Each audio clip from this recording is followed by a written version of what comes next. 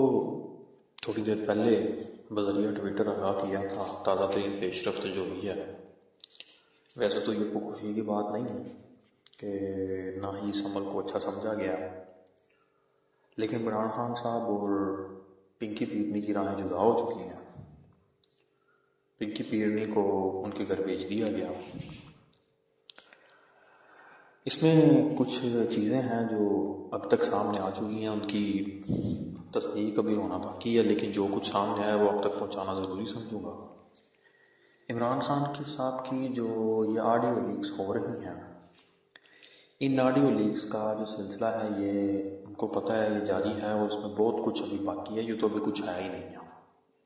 अभी तो जितना कुछ सामने आया ये आप कह सकते हैं कि 10% भी नहीं है जितना कुछ अभी सामने आना। और इलेक्शन जिस तरह करीब आते जाएंगे ये हालात और बढ़ते जाएंगे। ये ऑडियो लीक का सिलसिला, ये वीडियो लीक्स जो है ना वो रफ्ता रफ्ता आती जाएंगी।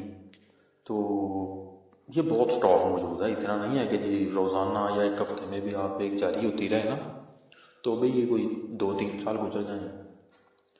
जितना टाइम खान साहब वहाँ पे रहे हैं जी उन्होंने यही कुछ किया। और इन्होंने किया क्या, ये ऑडियो लीक्स वाला जो सिलसिला है, इसके बाद जो ये आइला मलक वाला मामला सामने आया तो पिंकी पीरनी ने काफ़ी एतराज़ उठाया।